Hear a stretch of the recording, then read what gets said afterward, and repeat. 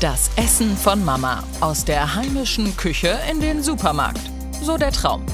Mit der Idee und auch mit den Produkten spricht nichts dagegen, die nächste große Brand zu werden. Der Weg für Start-ups oftmals ein echter Ausdauerlauf. Wir brauchen eigentlich ein viel gründungsfreundlicheres Umfeld, was Gründungen auch feiert und eben nicht nur Scheitern verurteilt. Max will wissen, wie gelingt der Weg von der Idee bis zum Erfolg auf dem Markt. Wir sind bei Yemi Dessaleng und Barleby Tewelde in Neu-Isenburg. Beide sind in 2 Kulturen aufgewachsen, der deutschen und der äthiopisch-eritreischen. Jetzt wollen sie mit ihrem Start-up Mamaye afrikanisches Essen für alle zugänglich machen. Die Idee ist entstanden, weil wir eigentlich immer regelmäßig von meiner Schwiegermama mit ihren leckeren eritreischen Gerichten versorgt wurden. Und die mussten wir einfach nur noch aufwärmen. Und wir haben uns halt gefragt, warum kann man es eigentlich nicht bei Rewe und Co. kaufen? Wenn es schnell gehen muss, will man nicht immer Bolognese oder irgendwie Pesto oder so machen. Und dann haben wir uns gedacht, das wäre doch eigentlich, da ist eine Lücke da.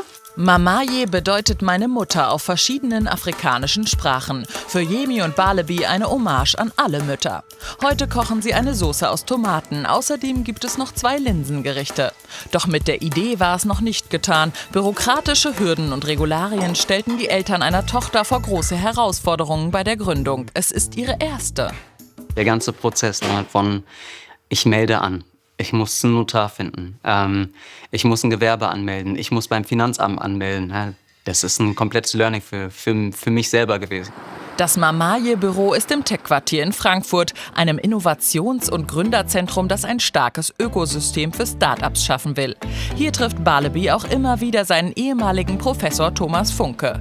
In seinem Innovationsseminar hat er gelernt, unternehmerisches Denken anzuwenden. Am konkreten Beispiel von Mamaye. Gerade zu Beginn ist ein gutes Netzwerk für den Professor unumgänglich. Man sagt ja, ein Startup ist auch irgendwo wie so ein Rollercoaster. Letztlich, ich fahre Achterbahn, mal gewinne ich einen Kunden, mal verliere ich einen, mal... Also ich habe was zu feiern, dann trauere ich wieder und da brauche ich jemanden, der mir Mut zuspricht. Also dafür ist das Netzwerk unglaublich wichtig. Dann aber letztlich auch der Zugriff auf Ressourcen, also sprich auf das, was ich brauche, Kapital. Da kann mir dann jemand was vorstellen, aber auch jemand, der vielleicht schon mal durch diesen Prozess gegangen ist, der sagt, ich würde es so machen, ich habe es damals anders gemacht, schau mal, ich kann dir jemanden vorstellen, der kann dir auf der rechtlichen Seite helfen. Deswegen ist Netzwerk so unglaublich wichtig. In Hessen einmal mehr, denn die Zahl der Gründungen im deutschen Vergleich überschaubar.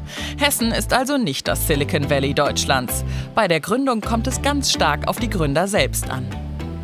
Das richtige Mindset, die Resilienz vor allen Dingen, also da sagt man ja auch so die Fähigkeiten des 21. Jahrhunderts. Also es ist nicht mehr, ich habe ganz viel theoretisches Wissen und ich bin Experte in XYZ, sondern ich kann unternehmerisch denken und handeln. Also ich sehe zum Beispiel eine Krise als Chance.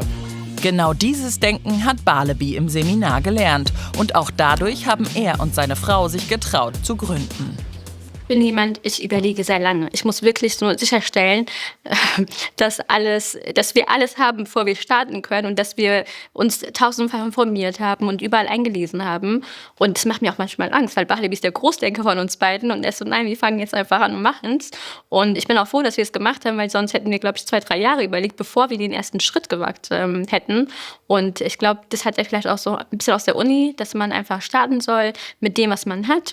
Lange haben sie Test gekocht, Menschen probieren lassen auf Festen oder in der Uni. Immer wieder die Rezeptur verändert. Seit Dezember stehen nun die 3 fertigen Produkte. Derzeit sind sie nur über den Onlineshop erhältlich. 100% der Leute würden es weiterempfehlen, was ein Riesenschritt für uns ist. Wir haben eine Wiederbestellrate von 20% innerhalb von 2 Monaten, was auch ein riesiger Schritt ist. Wir wollen ein Produkt vor allen Dingen auf den Markt bringen, was für alle verfügbar ist. Das heißt, überall auch irgendwo präsent sein. Sprich, auch in den Supermärkten dann. Produziert und verschickt wird inzwischen aus einer Großküche in Berlin. Aktuell gehen im Schnitt 6 Bestellungen pro Tag ein. Preis pro Glas 6,99 €. Wir wissen aber auch, dass 6,99 € kein Preis ist, den sich jeder leisten kann. Deswegen müssen wir zu einem Preis künftig auch anbieten können, wo wir die breite Masse an der Stelle auch wiederfinden. Im Pesto findest du ja auch für einen Preis, den sich an der Stelle auch jeder leisten kann. Und da müssen wir halt eben auch hinkommen, ja, ohne an Qualität zu sparen. So wollen sie das schaffen. Bekannter werden, mehr Nachfrage schaffen und dadurch größere Mengen produzieren. Als nächstes sucht das Start-up nach einem starken Partner, mit dem sie dann den langfristigen Schritt in den Supermarkt schaffen können.